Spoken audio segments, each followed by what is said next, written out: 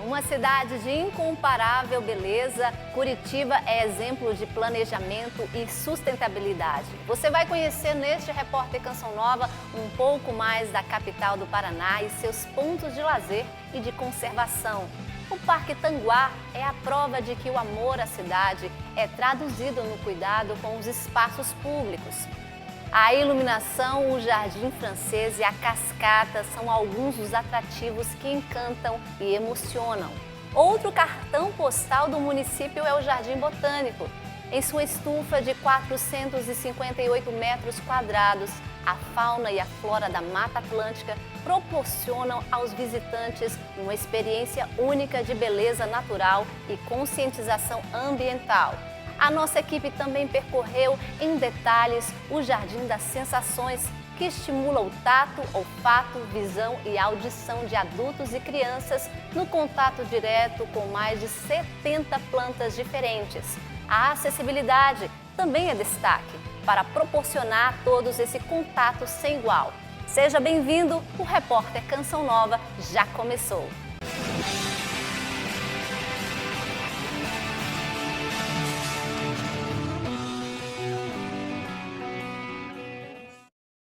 O Parque Tanguá é o lugar ideal para contemplar as belezas de Curitiba e logo na entrada um jardim encantador. Com uma visão privilegiada a 65 metros de altura, a cidade organizada é prova de que um local antes degradado pode e deve ser recuperado. Vamos conferir. Imigrantes de vários países, brasileiros de diversos estados. Muitas localidades aqui se encontram e constroem diariamente a identidade de Curitiba. A partir de agora, no Repórter Canção Nova, você vai conhecer mais sobre esta importante capital brasileira. Uma cidade cuja beleza é sem igual. Esta é Curitiba, capital do estado do Paraná. Com cerca de 2 milhões de habitantes, a cidade é reconhecida por seu planejamento exemplar em gestão urbana e meio ambiente. Na região central, a beleza fica por conta dos templos e edifícios históricos, como a Igreja de Nossa Senhora do Rosário, construída em estilo barroco e localizada na Praça Garibaldi. Os casarões centenários mantêm vivo o estilo que marcou as construções curitibanas dos séculos anteriores. Não posso me esquecer também das araucárias. Segundo pesquisadores da Universidade Federal do Paraná, entre o fim de 2020 e agosto de 2021, uma pesquisa detectou a presença de 10 mil árvores deste tipo em 11 bairros analisados até aquela época. O que se vê por aqui são pessoas apaixonadas pelo lugar onde vivem. É como diz o ditado, o melhor lugar que existe é justamente onde estamos. Esse amor pela cidade é traduzido no cuidado com os espaços públicos, limpos, organizados, encantadores. Assim também é o Parque Tanguá, nosso primeiro ponto de parada deste Repórter Canção Nova.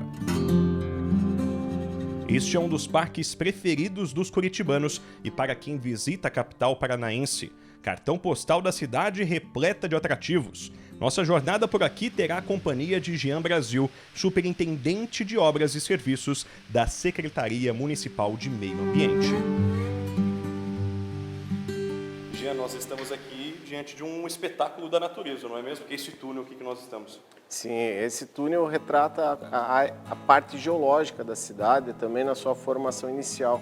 Então ele tem a possibilidade de visitação guiada, né, pelos turistas ou pelos curiosos que podem vir até o Parque Tanguá. Ele é uma estrutura que foi concebida e construída, ele tem em torno de 50 metros e foi construído no início do parque, na formação do parque. Então, na construção foi feitas as implosões, foi aberto o túnel e preparado um deck para a visitação, né? Demorou muito para fazer toda a implosão, o processo aqui para ficar desse jeito que nós estamos encontrando aqui? Em torno de uns 2 anos, né? Com a formação paralela de outras frentes de trabalho, né? Então, assim, é um trabalho, são dinamitados as pedras, né? Então, tem que se fazer a limpeza, novos furos e assim vai, um processo lento, né? Com certeza. A gente está todo equipado aqui com segurança, sobretudo na cabeça, por estar nesse túnel repleto de pedras. Isso. Apesar da beleza, há seus riscos, não é mesmo? Sim. E é um risco, assim, por isso que a visitação é feita sob agendamento, né? Ele é um processo controlado, então a gente tem um número permitido de pessoas que podem vir ter, e é feita uma instrução, como funciona a geologia do local, qual as consequências da questão geológica de se manter esse patrimônio, né? Que é toda a formação que a gente tem na cidade, né? É uma situação que você faz um agendamento prévio, são datas específicas, então faça grupos, né? E naquele dia especial faça essas visitações. A visão é recompensadora depois que acaba aqui os 45 metros, né? É verdade, é um local diferente do parque, né? Quem já conhece tem essa antemão, mas quem chega acaba numa cascata, num local muito bonito, né? Com certeza. Bom, o Jean já adiantou o que tem por lá e agora você vai conferir. Vamos juntos.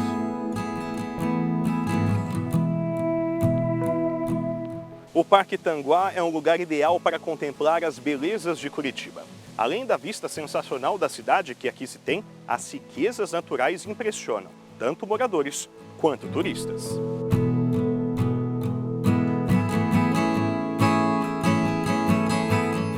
É da década de 90, 95, se não me engano. Ele é um parque que foi construído numa região que era uma pedreira e já não tinha mais a condição de se explodir, de colocar, porque a cidade já estava em torno disso. Então todas as explosões trariam um problema, né? Então a exploração se finalizou, a licença de operação dessa pedreira, e aí a prefeitura soube que haveria um empreendimento vamos dizer assim, que vai contra a sua utilização, né? Nós estamos à margem do rio, o Rio Barigui, que forma outros parques ao seu entorno, né? Ele tem diversos parques lineares, que a gente chama.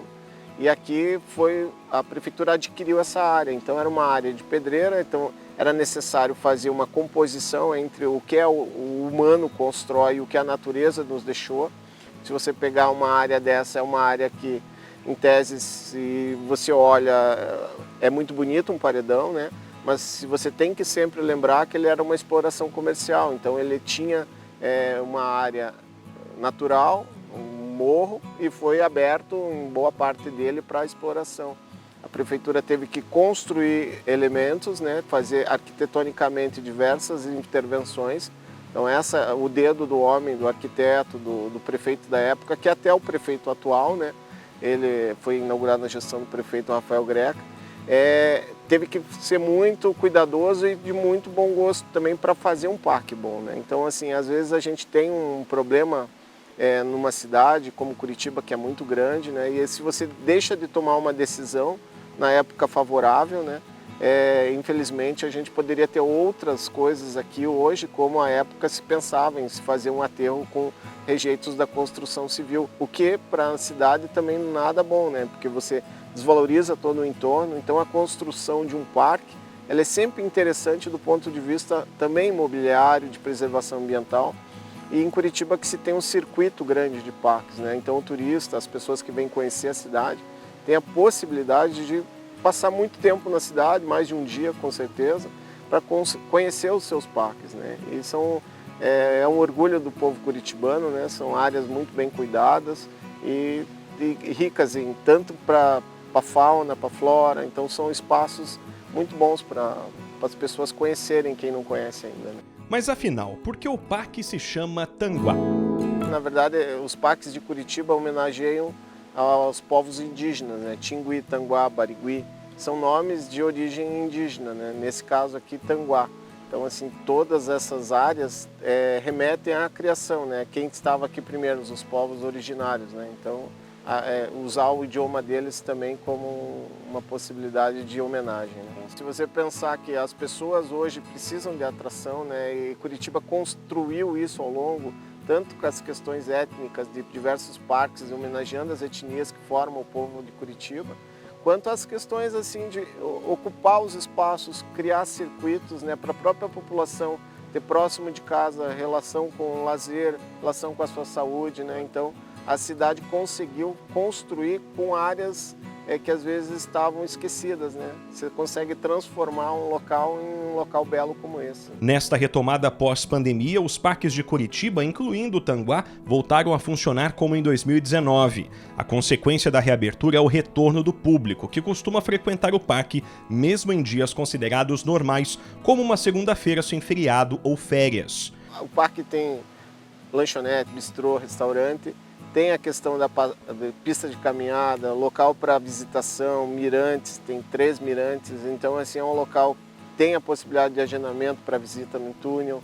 É um local grande, 235 mil metros, dá para passar um meio período muito bom aqui conhecendo o parque, né? É bom a pessoa vir com calçado confortável, porque o parque, como diz, é grande, então a pessoa tem que caminhar um pouco, é um local muito aprazível, né? O Belvedere garante uma visão privilegiada do Parque do Jardim Francês. São 3 pisos onde estão distribuídos decks metálicos e as 2 torres de observação a 65 metros de altura. Se durante o dia já é bonito, imagine a noite com a iluminação especial. É a chamada iluminação cênica, uma das marcas da cidade. O Belvedere é uma construção que foi o arquiteto à época, o Rodolphe Dolbeck, fez. Então ele proporciona uma visão ampla para a região de... Aqui nós estamos numa fronteira, o Rio Barigui é a divisa da cidade com o Almirante Tamandaré e mais ao Campo Magro. Então, assim, ele tem uma ampla visão tanto do bairro que está, o Pilarzinho, quanto dessa região do entorno. Então, à época, o desafio era posicionar uma construção tão próxima de um paredão de rochas como nós estamos aqui, e colocar dentro dela elementos naturais. Você tentar naturalizar essa construção em harmonia com o ambiente que ela está. Então é desafiador. E foi muito feliz à época fazer esse projeto da questão da construção sobre esse paredão. E o que dizer do jardim em estilo francês, com canteiros de flores, espelho d'água e chafarizes? Tem uma tradição, né, em fazer um bom paisagismo, então assim, a gente tem dentro da estrutura pública, né, a produção de flores, então a prefeitura mesmo produz as suas flores no horto municipal, equipes de paisagismo técnicos responsáveis e assim, é uma quantidade muito grande de flores, em torno de 600 mil plantas de época são colocadas nos parques, nas avenidas da cidade. Então todo esse trabalho ele é bem planejado porque você começa da semente até o produto final colocado no parque com a manutenção disso. Então esse é um diferencial. A imagem, né? As pessoas adoram levar imagens bonitas, então as flores ajudam muito nessas imagens bonitas. Esta cascata é um verdadeiro espetáculo para quem frequenta o Tanguá. Muitos não sabem, mas ela é artificial, justamente pelas circunstâncias em que o parque foi construído, em uma área de pedreira. O local onde gravamos esta entrevista com o Jean, por exemplo, foi em frente a esta queda d'água que beneficia diretamente o lago do parque. O acesso é por aquele túnel que você conferiu no início do programa. A cascata foi construída também, uma construção do homem, né, na inauguração do parque. A proposta aqui foi colocar água em circulação para melhorar a qualidade do lago. E a questão é fazer o desafio, a água chegar lá em cima. Então são 2 motores que trabalham cada um parando um tempo, né? E essa água é bombeada acima, cerca de 60 metros de diferença de cota, em bom volume para formar uma cascata, né? Então é uma cascata artificial, mas muito bonita, com o contraste das paredes, então se torna uma foto muito desejada, né? Atualmente não é uma construção fácil de fazer, até porque você está trabalhando em rocha.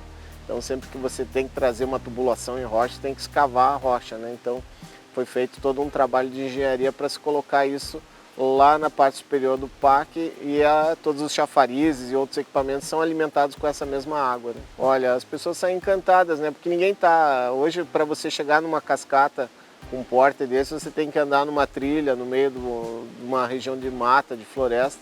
Nem sempre é tão acessível, né? Você tem essa possibilidade tão pertinho de você, né? Então, assim, ele é um diferencial, né? Um bom caso de recuperação ambiental. Uma pedreira que se tornou um dos parques mais visitados da capital. Após tanta exploração, é o próprio ser humano que se tornou via para reverter um cenário degradante. Vale a pena visitar o Parque Tanguá. Venham conhecer, porque assim, o importante nessa vida é a gente conhecer coisas diferentes, né? E aqui, Curitiba tem essa característica, você traz a cultura de povos, você traz a questão construções baseadas naquele tipo de região. E o Parque Tanguá é nosso, né? É da cidade, então ele tem a nossa característica principal, tanto arquitetônica quanto natural. Então vale a pena a visita, vocês vão gostar. A beleza cênica é muito agradável, então assim, todos vão levar para casa uma bela recordação.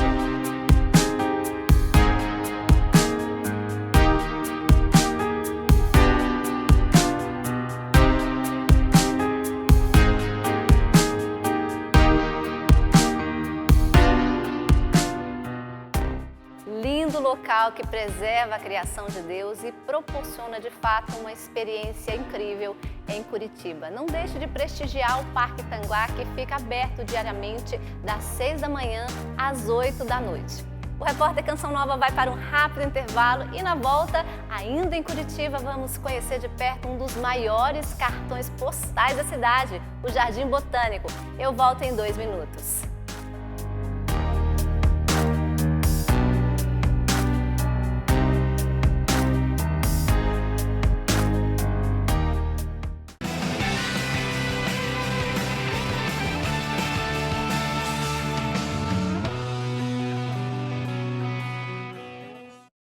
O repórter Canção Nova está de volta direto de Curitiba, onde conheceremos o local mais visitado da cidade, o Jardim Botânico, que reúne riqueza e a flora da Mata Atlântica, cobre todo o litoral paranaense e a Serra do Mar. E você sabia que o Jardim Botânico não é considerado um parque e sim uma unidade de conservação? Essas e outras curiosidades você confere a partir de agora. Um dos maiores cartões postais de Curitiba e o ponto turístico mais visitado da cidade. O repórter Canção Nova está no Jardim Botânico, uma das 7 maravilhas do Brasil. Quem nunca viu, seja na TV ou por fotos, a famosa estufa de 458 metros quadrados? Esta é a principal atração do local, inspirada na arquitetura europeia, que abriga uma variedade da flora. Tudo isso construído com ferro e 3.800 peças de vidro, em espaço aberto. Estamos aqui dentro da estufa do Jardim Botânico. Tadeu está do meu lado aqui, dá um tchauzinho ali, Tadeu, para o pessoal de casa. Agora a gente vai subir. Tadeu, você tem quantos anos de serviço público? 36 anos. Então você já subiu essas escadas aqui várias vezes, né? Muitas vezes.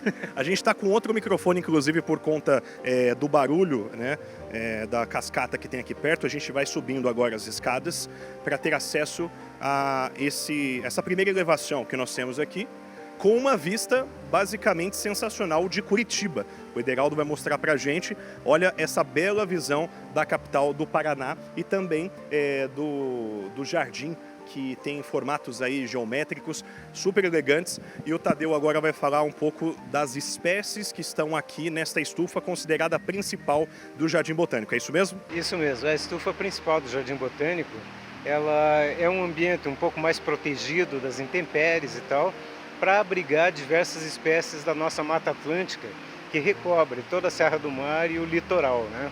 Então, muitas das espécies que ocorrem lá dentro da floresta, que não têm o acesso à população de ver essa beleza, então elas estão aqui dentro para trazer um pedacinho da nossa biodiversidade, da Mata Atlântica, aqui para a visitação do pessoal que vem aqui, né? E não deixa de ser também uma riqueza para o estado do Paraná de ter tamanho acervo aqui dentro, não é? Pois é, aqui dentro, só aqui dentro da estufa, nós temos mais de 300 espécies, né? Que estão aí na nossa Serra do Mar, no nosso litoral, desde o Rio Grande do Norte até o Rio Grande do Sul. Então é um ambiente mais protegido, com irrigação, você tem uma temperatura mais constante para poder manter essas plantas aqui dentro, né? São plantas que ali fora não suportariam o nosso inverno. Sem dúvidas. São muitas pessoas que passam por aqui. Qual que é a sensação delas ao contemplar não só as espécies, mas também a questão arquitetônica deste espaço, desta estufa, que é muito bonita, chama bastante atenção, não é? A gente é suspeito para falar, né, da nossa beleza, mas o pessoal que passa por aqui admira muito, né? A gente recebe assim só elogios pela forma, pelo formato, pelo estilo arquitetônico e pela manutenção das plantas que a gente tem aqui dentro. Com certeza. E agora a gente segue caminhando aqui por dentro da estufa principal do Jardim Botânico, conhecendo um pouco mais sobre a Mata Atlântica. E claro, você é o nosso convidado especial ao longo deste programa. Vamos lá.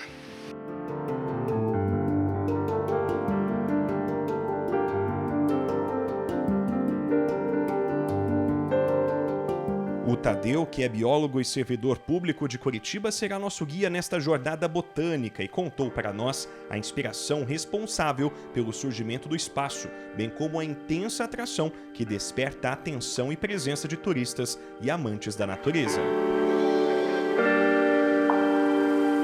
Essa área do Jardim Botânico é uma antiga fazenda, uma chácara, assim, perto da cidade, né? que foi doada pelo comendador Franco para o município e ficou a área por conta do município e sem um uso. O prefeito de então, Jaime Lerner, resolveu fazer algum atrativo que mostrasse luz para a cidade. Então chamou a equipe de arquitetos dele, ele era arquiteto, chamou a equipe e deu a ideia de se fazer um farol para Curitiba, né? O farol para Curitiba virou a estufa, né? Então foi feito o projeto da estufa, mas isso não justificava a área como um todo, né? Você tinha uma área gigantesca só com uma estufa lá em cima. Então, a partir da estufa, o que nós vamos pôr lá dentro? Vamos pôr plantas da Mata Atlântica, mas vamos ocupar o resto do espaço também, então vamos criar um jardim botânico. Daí veio essa ideia de se transformar toda essa área no jardim botânico de Curitiba. A própria estufa já serviu como atrativo principal, né? A partir dos demais projetos que foram sendo realizados, os plantios das coleções botânicas, o Jardim das Sensações, o Jardim das Plantas Nativas, isso foi atraindo tanto o curitibano quanto o turista que vinha para Curitiba, né? Curitiba sempre foi uma cidade de negócios, então tinha muitos eventos de negócio e sempre tem um intervalinho que o pessoal quer passear. E começou a vir conhecer o Jardim Botânico e levar o Jardim Botânico para fora, né? Então a partir daí começou todo esse fluxo turístico aqui. O fato é que, seja de manhã, tarde ou noite, a estufa se encontra imponente. Quando o dia chega ao seu último período, a iluminação cênica entra em cena, sobretudo em campanhas significativas como o Maio Amarelo, Outubro Rosa e o Novembro Azul. Um outro aspecto de Curitiba em si, não do Jardim Botânico só, né, é de se representar essas datas, não são comemorativas, são de campanha mesmo, de prevenção de doenças. Todo mês de outubro, a estufa do Jardim Botânico fica rosa, né? No Novembro Azul ela fica toda azul, então conforme a campanha existe o padrão de luzes instalado, já é só fazer a alteração para as cores daquela campanha. Agora uma questão de prova. O Jardim Botânico é um parque ou uma unidade de conservação? Qual a melhor forma de se referir a este cartão postal? Se sua escolha foi a segunda opção, você está de parabéns. Caso não tenha sido, não há problema. O Tadeu explica o que diferencia uma nomenclatura da outra. A gente sempre brinca que o Jardim Botânico não é um parque, né? Porque ele se diferencia dos parques urbanos por ter esse sentido mais científico, mais cultural, mais educativo. Então a área principal de visitação, estufa, Jardim das Sensações, etc. Mas tem todo esse complexo vegetacional que foi formado aqui dentro, representando principalmente os ecossistemas paranaenses. Então você tem algumas coleções, como o araucarieto, que representa a floresta com araucária, né? Então a araucária com as espécies que acompanham ela naquela floresta, a floresta estacional da bacia do Rio Paraná, que ocorre na divisa com Mato Grosso do Sul, São Paulo, né? Então diversas espécies dos demais ecossistemas todos, e o mais recente deles, um pedacinho dos Campos de Curitiba, que toda essa região de Curitiba era basicamente os campos do primeiro Planalto. Com a expansão urbana, esses campos foram sendo suprimidos. Então poucos remanescentes existem e o povo não conhece o que era a vegetação de Curitiba antes. Então essa foi a última coleção que a gente formou, transplantamos um campo para dentro do Jardim Botânico. O parque urbano, a principal característica dele é oferecer lazer à população, né? Aqui no caso do Jardim Botânico, esse lazer é o último objetivo. E mesmo assim é um lazer contemplativo, não é um lazer ativo, né? De você ir jogar bola, andar de bicicleta, fazer exercício e tal. É um lazer contemplativo, porque os principais objetivos dele são a pesquisa científica, né? Pelas formações vegetais, etc. Então a pesquisa científica é o principal, o lazer contemplativo e a educação ambiental. Os principais são a pesquisa e a educação. E, em terceiro lugar, oferecer também esse lazer contemplativo. Ao chegar por aqui, ficamos impressionados com o zelo empregado a este importante equipamento turístico. Na data de gravação, o local se encontrava em reforma para ficar em breve ainda mais bonito. Tudo isso para permitir ao visitante uma experiência inesquecível, com os jardins ao estilo francês, a fonte com a réplica da estátua Amor Materno, uma homenagem da colônia polonesa às mães paranaenses e em diversos outros atrativos, onde é importante seguir algumas regras para o melhor aproveitamento do local. Jardim principal aqui a gente chama de jardim francês, né? Por causa da característica geométrica, triangular, quadrado e tal.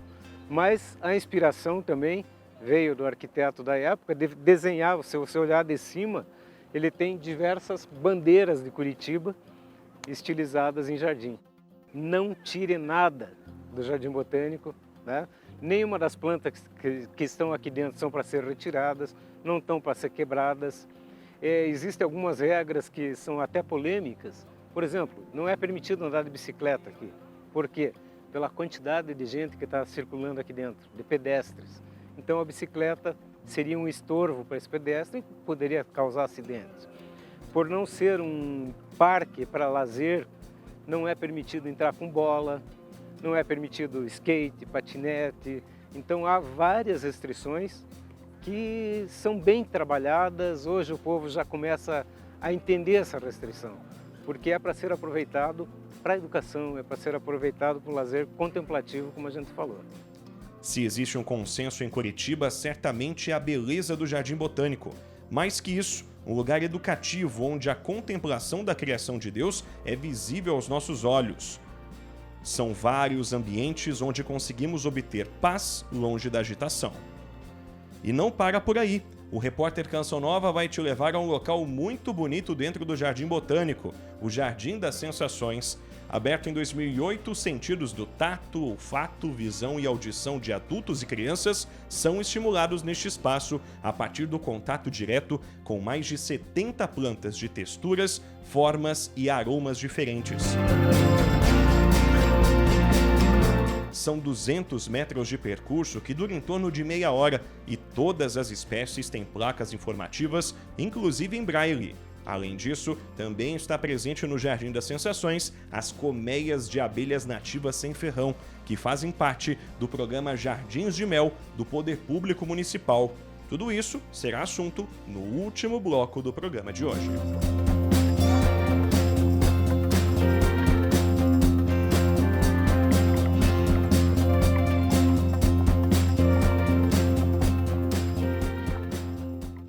Dá muita vontade de conhecer, né? Realmente muita riqueza e aprendizado proporcionado pelo Jardim Botânico. Reforçando o convite do Emerson, a gente volta daqui a pouco com o último bloco do Repórter Canção Nova, direto do Jardim das Sensações. Até já!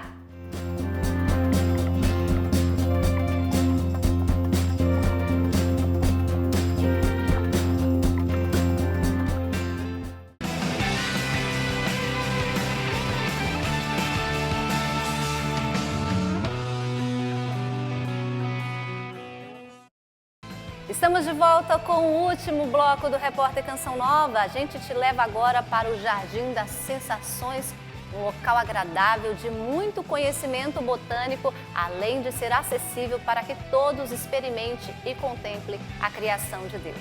O espaço também é reduto do projeto Jardim de Mel, que mostra o quanto as abelhas nativas sem ferrão são essenciais para o nosso meio ambiente. Conheça a partir de agora esse espaço do Jardim Botânico.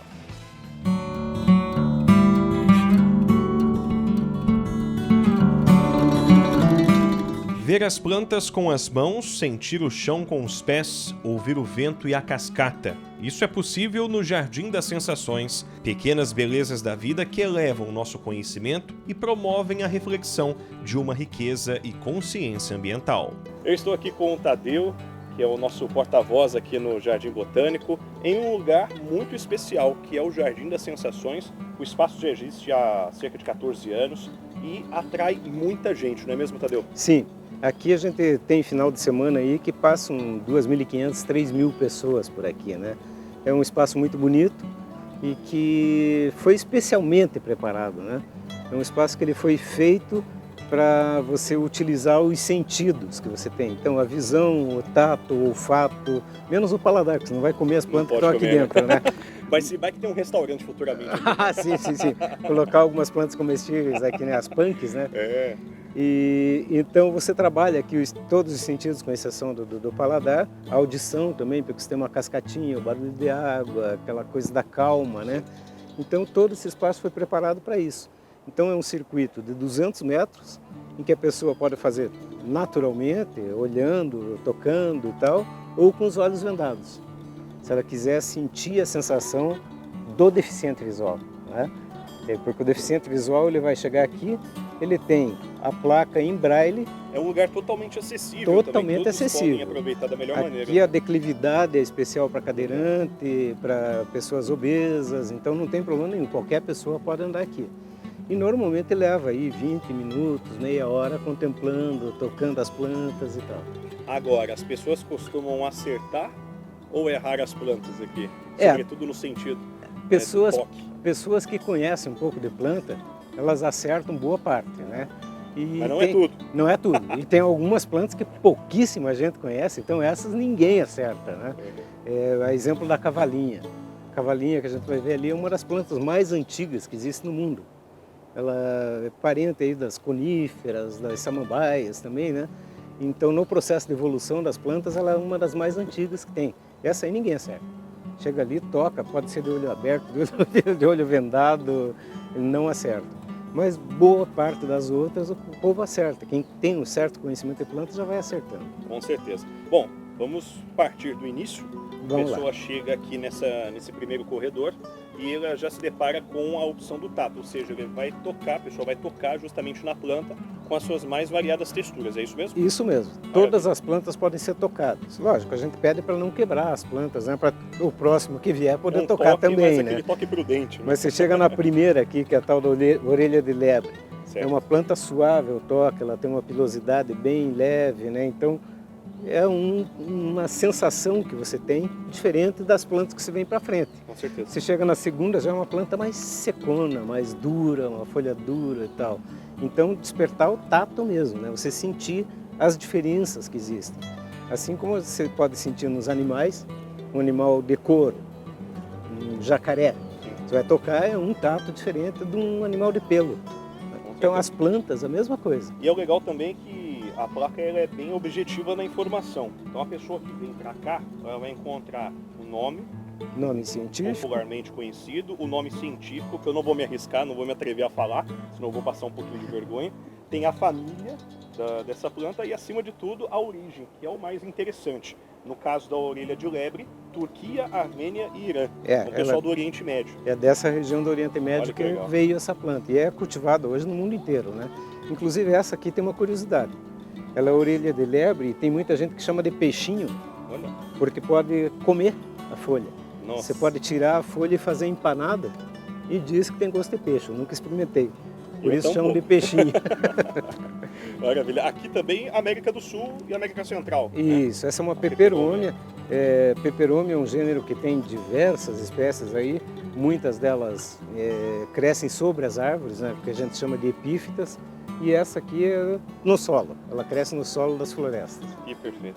É uma variedade grande, né? A gente percebe inúmeras plantas e justamente proporcionar esse toque para que a pessoa tente acertar ou não, mas acima de tudo que ela conheça. Que ela conheça, que ela tenha a sensação que uma pessoa que não tem visão tem. Né? Para ela saber o que a pessoa que não tem visão sente e como é que ela vai reconhecer as coisas só no tato. A polinização garante a fecundação e a produção de frutos e sementes. Em outras palavras, a manutenção da biodiversidade. As abelhas nativas sem ferrão têm papel fundamental neste processo, pois são responsáveis pela polinização de cerca de 90% das plantas brasileiras. Mais que isso, estas abelhas prestam serviços essenciais de regulação e equilíbrio do planeta por meio do ecossistema. Aqui também nós temos bem vizinho, né, da Cavalinha, um projeto bem bacana sobre abelhas sem ferrão, né, que são o projeto Jardins de Mel. Queria que você falasse um pouquinho também sobre esse projeto bacana. O Jardins de Mel é um projeto que surgiu dentro do município de Curitiba, aí a questão de acho que, se não me engano, 5 anos, com o objetivo de difundir o conhecimento sobre as abelhas, né, que são os principais polinizadores das plantas.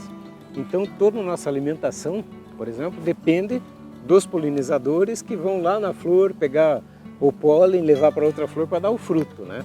E daí vem a nossa alimentação. Então, para conscientizar a população da necessidade de preservar as abelhas, surgiu esse processo com as nossas abelhas nativas que não têm ferrão. Nós temos diversas espécies de abelhas sem ferrão no Brasil, vamos falar assim, né? E temos duas introduzidas, que são a europeia e a africana, que são abelhas com ferrão e que causam, elas também fazem polinização, mas causam problema, né? Porque elas ferroam, elas atacam. Essas não, essas são abelhas pacatas. Mansos. O máximo que tem, algumas espécies gostam de se enrolar no cabelo das pessoas, então, mas sem Uma pessoa problema não nenhum. precisa, por exemplo, quando se deparar com ela, por exemplo, no braço, dar um tapa, reagir com violência, não precisa. Não precisa, ela não vai fazer nada, ela vai ficar ali, lamber o teu suor e sair fora. É tudo Pra que ela ver se acha quer. alguma coisa, né? É, para ver se acha algum alimento. Legal. Essa, no caso, a Guaraipo, A Guaraipo regiões sul e sudeste. que é onde do nós sul e estamos, sudeste do por Brasil, né? Perfeito. É uma espécie nativa dessa região. Então a gente tem aqui a Guaraipo, temos a Jataí, temos a Mirim, que são abelhas que ocorrem aqui no nosso ambiente mesmo. É que tem uma informação de curiosidade ali, é comum encontrar até 5 rainhas irmãs Isso, trabalhando junto, É. então porque as outras abelhas ela tem sempre uma rainha por colmeia, né? E no caso da Guaraipa, você pode ter 5 abelhas que foram desenvolvidas junto como rainha e estão e trabalhando. são irmãs mesmo, não brigam. Não brigam, Vivem não na brigam. paz, né? Vivem as 5 separadas dentro da colmeia, Sim, né? mas Cada ali uma na de- sua câmara real ali, mas Mas estão ali juntas na mesma trabalhando. colmeia. Que bacana. É uma riqueza, né? É a riqueza. A certeza. riqueza da biodiversidade é impressionante, né? Você tem Deus que sabe o que preservar, fez, né? sem dúvida.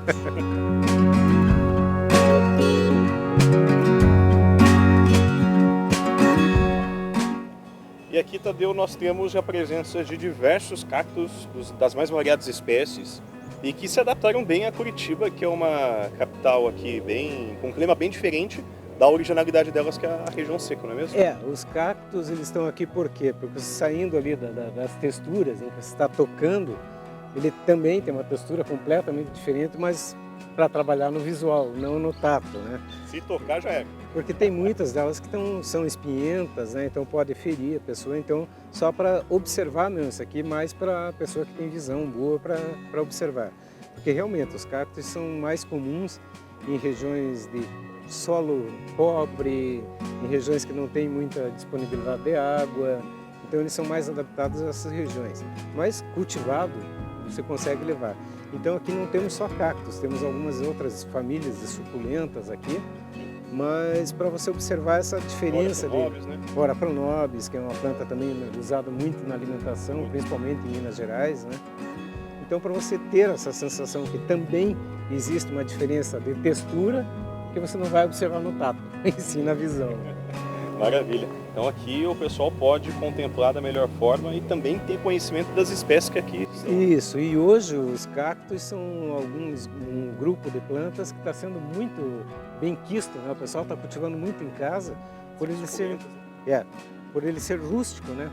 Você não precisa cuidar muito da planta, então principalmente quem mora em apartamento que não quer cuidar muito, tem um cacto, uma suculenta lá que está sempre Cresceu bonito. bastante os adeptos de cactos, hein? Cresceu muito, Suculentas também. cresceu muito. Principalmente apartamento, você disse muito É. bem, apartamento, porque realmente o espaço ali não favorece para você ter aquela Não. plantação como as flores que a gente já vai chegar daqui a pouco ali. Se você for plantar flor no apartamento, você vai ter que estar todo dia irrigando, tirando praga. O cacto não. O cacto você vai irrigar uma vez por semana, uma vez a cada E 15 olhe lá. dias. E ele vai estar sempre bonito. Com Né? Então, certeza. isso que o pessoal gostou muito. Né? Muito bem, agora vamos para a parte mais florida, né? Vamos para a parte mais florida.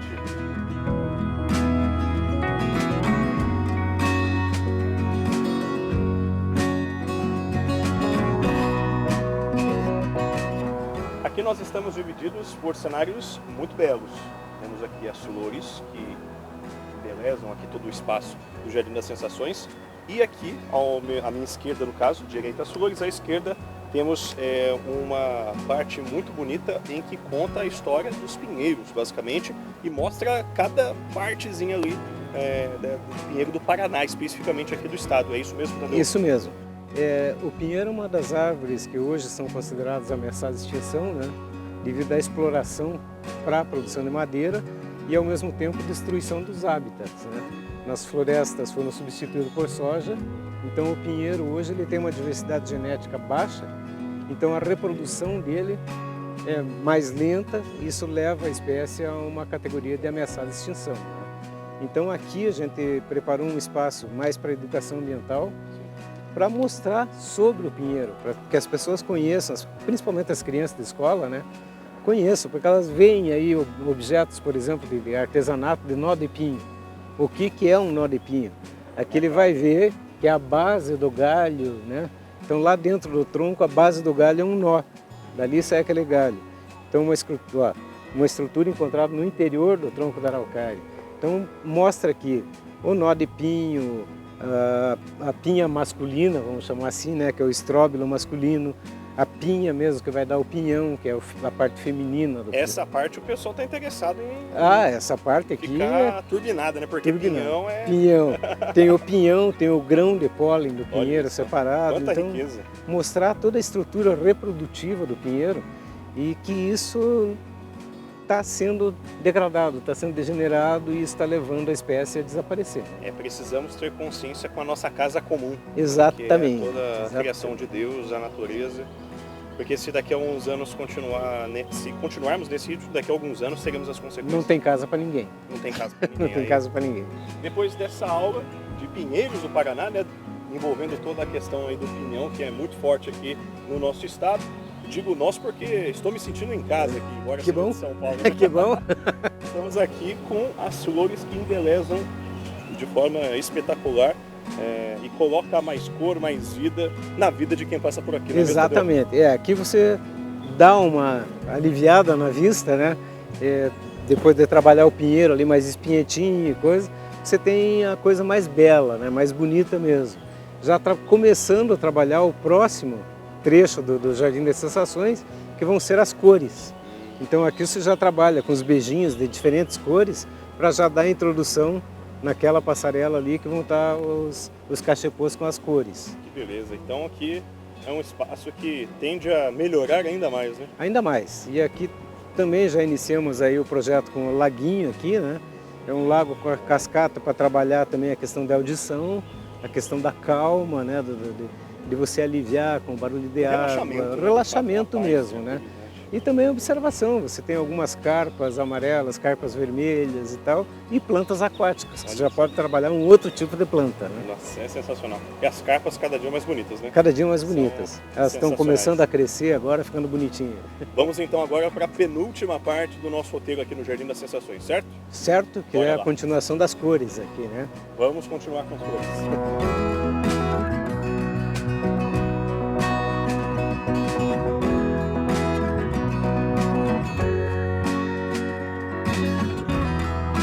Você vai continuar a trabalhar com as cores que a gente iniciou lá nas flores, né?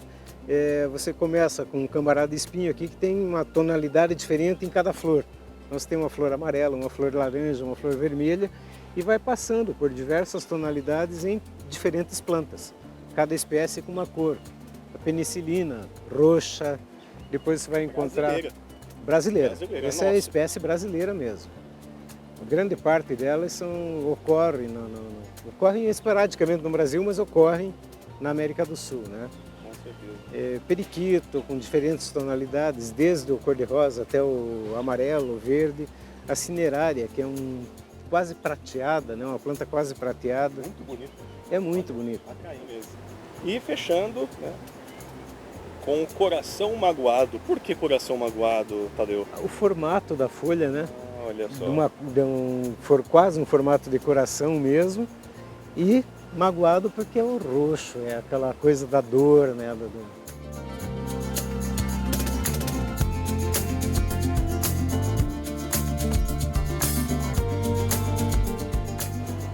Chegamos ao fim deste percurso aqui no Jardim das Sensações, um percurso rico em diversidade. Aqui temos plantas, temos flores, enfim, diversos projetos aqui em execução, o que é muito bom. E estamos então na última parte, que seria qual? É a parte do olfato. Olfato. Né? Muitas dessas plantas também são comestíveis, então pode-se trabalhar Olha o paladar também. Aqui no caso a gente trabalha só o olfato. Cada planta dessas tem um cheiro peculiar, ela tem um cheiro diferente, então todas elas podem ser tocadas ao você tocar, o cheiro já fica na sua mão. Então aqui a experiência, a sensação é dupla no caso. É a sensação Você pode dupla. tanto tocar quanto cheirar, Quanto certo? cheirar, Ah, exatamente. perfeito. Extremamente rico aqui. Extremamente rico, né? Você passou lá por tato, você passou por visão, você passou por aqui olfato, audição. Então você trabalha os sentidos todos, né? A visão ali nas plantas mais coloridas, né? Então aqui você trabalha o sentido da pessoa mesmo. O Jardim Botânico de Curitiba está localizado entre a Rua Engenheiro Ostoja Roguski e a Avenida Professor Lotário Meissner. O funcionamento do espaço é de segunda a domingo, das 6 da manhã às 7h30 da noite. Já o Jardim das Sensações abre de terça a domingo, das 9 da manhã às 17 horas. Fica fechado às segundas-feiras para manutenção, mas se a segunda for um feriado, estará aberto. A visitação pode ser interrompida em caso de chuva ou de condições climáticas adversas para a segurança das pessoas e da vegetação.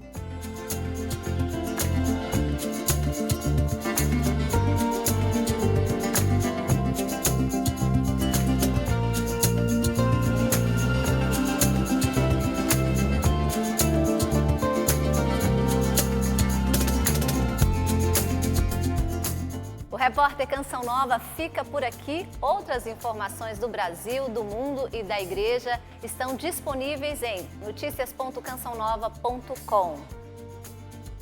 A íntegra deste programa e de outras edições que fizemos no estado do Paraná, como a cidade de Ponta Grossa, você encontra no nosso canal, o Canção Nova Play. Obrigada pela companhia, Deus abençoe e até o próximo programa, se Deus quiser.